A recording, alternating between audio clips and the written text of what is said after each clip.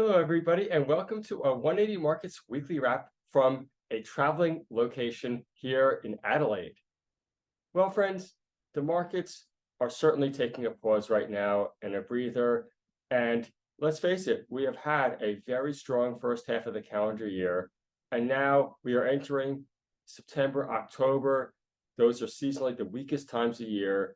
So we really need now to pause for a second to take a whole perspective on what's going on in the markets and to understand that, yes, things feel slower right now, but in the whole scheme of things, it's actually been a pretty strong year. The biggest event of the week, though, for sure, here in Australia, was the annual Diggers and Dealers Conference. Once again, lithium was the highlight, rare earths a close second, and gold, the scuttlebutt is, well, it was pretty much a non-event from those companies' points of view. And now to turn it on to what went on the markets this week, I'll turn it over to Sean. Thanks, Greg. What a quiet week on the market. We only had 7 trading holds for capital raises compared to about 30 last week. Volume is down, down, down.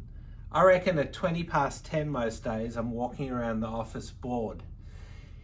We are waiting for another sector to heat up because there is nothing exciting out there. But we're still out there trying to get you access to placements. Let's start by looking at the 180 Markets website. And right now we've got only one open at the moment, Rumble Resources. They're raising $7 million at 13.5 cents. The last price was 17. Just before we look at the chart, how cool is that logo? One of the coolest logos I reckon I've seen. So over here is the market depth. You can see that it's there's already a seller in there. Don't know who does that, but let's look at the 1 year chart. So Rumble's had a tough year, like most. Has pretty much fallen from the last year. So a little bit of a discount there. Not much interest at this point. Let's look at the 5 year chart of Rumble. So I remember this run back in 2021. From 10 cents to 75. I actually think they went higher intraday. So yeah, hopefully for people taking that up, it can have a similar one. PNR, let's take a look there because they did a $30 million raise at 6 cents this week. And unfortunately, the stock is already trading under that price. That was done at a 14% discount to the price before the raise was announced. And the reason for the funds were additional working capital and higher than expected merger costs. So yeah, whenever there's a cost blowout, investors do not like that and sell it down. So yeah, pretty tough times there for Pantoro, but hopefully it recovers. Triple F, Forbidden Foods, it has become a bit of a serial raiser. I do remember mentioning them a month or two ago, raising $1 million at 2 cents. Impressively, that was a premium to the previous closing price. Now, that's a 5 year chart. We'll keep it open because I remember when it listed, it was a 20-cent IPO, very hard to get stock. Traded as high. It actually went to the high 30s, and since then it has not been a pleasant journey. So yeah, hopefully now that they've got the funds in, they can put it to good use. And yeah, unfortunately for stocks like this, it's not like an exciting mining company where there's a lot of upcoming catalysts. It's just like a normal sort of business. And I do know the Camera Boy actually used to use their products. Do you still use it? No, the bars are too small. Too small. He needs a big bars, Mr. Camera Boy. Let's look at ENT. So very small raise there, $250,000. That was done at a premium. So that was done at 0.5. And as we can see, the last price is 0.3. Now, I do remember speaking to the company and when the stock was trading at 0.4 a couple of weeks ago, and they were determined to get 0.5 for a placement. So well done for holding tough there. They ended up placing the stock to Vulcan Development Fund. That's not Vulcan, VUL. It's a different fund. So, yeah, good on them for getting the cash and holding tough. Now, we've decided to do something a bit different this week. It is a Thursday. It is the middle of the day. It's not your weekly wrap. A lot of people have asked us to release this during the week. And we thought, because we're going to do that, we're going to do something a bit different. We're going to only chat about the lithium sector now. It is one of the most talked about sectors, and it has been mentioned so many times in the last few years that we thought we'd go a bit deeper into lithium. What we are seeing at the moment is a divergence of movements of stocks. We're seeing a lot of yesterday's movers, the favorites out there, really falling, and like the rest of the market, creating a frustration for investors. But then on the other side, we've got two different types of upwards movers. The real ones that are performing, and some of the bigger ones especially, are still going up. And then the little ones that put lithium projects into non-lithium stocks, more like shells, and the price is exploding. Most of those explosions are good for day traders and very short-term holders only, not the ones that hold on long-term. Let's start by looking at the charts. So we'll bring up CXO, Core Lithium. Now that's up today, but if we look at the 5-year chart there, that stock was $1. It actually went to, I think, $1.70. And that was probably only a year ago, and now it's trading as low as 60 cents. So it's up a bit today. Yesterday it was trading in the 50s. That one was a favorite. It had massive volume going through around here. And in the COVID years that traders were stuck at home, this was one of the darlings of the market. Now, very similar to that is LKE. Lake Resources. This one's fallen a lot more. So this one hit $2.30 back in, it was actually the start of last year, had a massive run up there. And since then, it's been all downwards. Trading as low as 22 cents. They were a lot lower yesterday. They hit new lows yesterday. So really tough for some of these lithium producers, as they did obviously plan on having higher prices, but because the lithium price fell quite a bit, they are really struggling with their production numbers.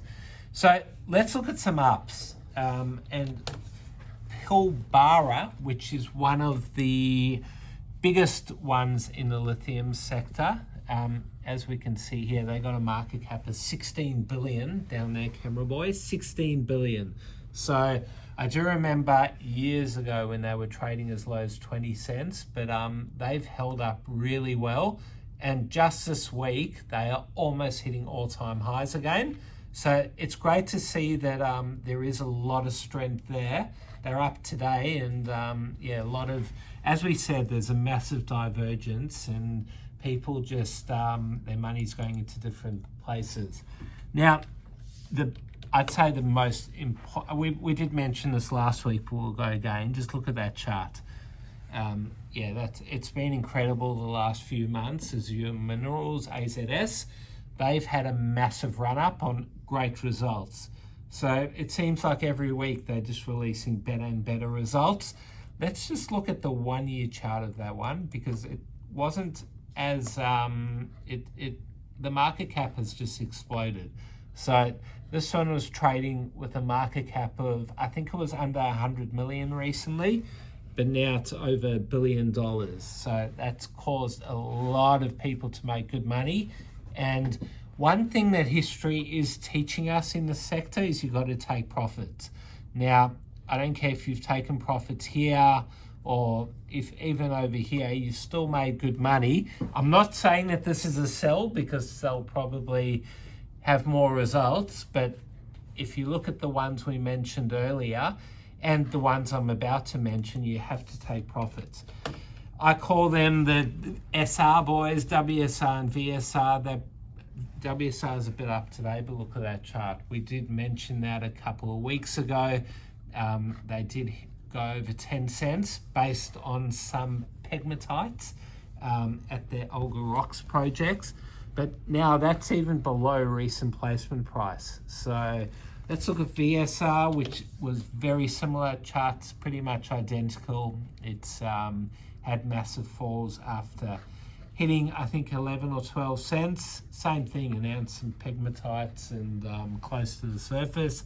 Everyone got super excited and pushed it up. But for traders, you can't hold on to these things for too long. You just can't. I mean, if you make good money, you just got to move on. So one of the ones that the camera boy has told me to look at is IR1. So I know nothing about that company. So Iris was suspended for a period of time, as you can see here on the chart. It then relisted at $1 and has been backed by a couple of prominent Melbourne family offices.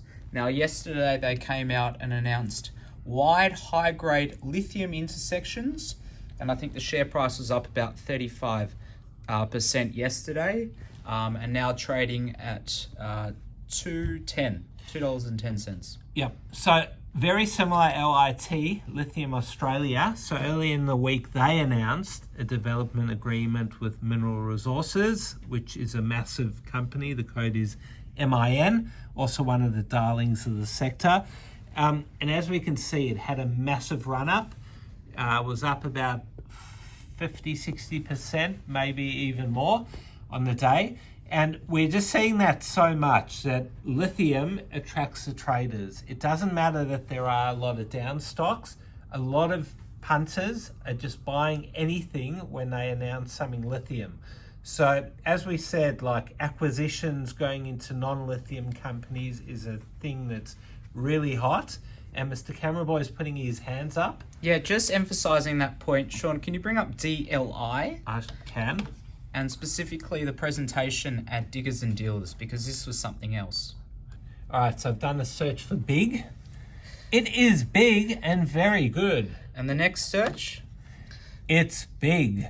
It's awesome and it's going gangbusters. Well, unfortunately, for Mr. Flanagan, who presented at Diggers and Dealers a couple of days ago, I think investors and traders alike saw into that, and share price fell from about 95 cents to about 70 cents where it's trading now. So yeah, that was really something quite humorous that we picked out of Diggers and Dealers. Yeah, so we're seeing that a lot. I think we did mention last week as well some different sort of wording for an announcement. I don't even remember which stock that is. So yeah, companies are beginning to be very adventurous. Okay, so that's a wrap. Very interesting lithium sector. There are a lot more downs out there. We only covered a few, but if you find investing in these stocks is very frustrating. The market is really hard at the moment, and I know we showed more ups and downs. It is extremely frustrating. All right, are we going to turn the camera around, camera boy? That is what we are getting very excited for. 7 wins in a row. We're facing the D's, the camera boys team. It is going to be a rip of a game. Have a great weekend, everyone. Have a great Thursday and Friday.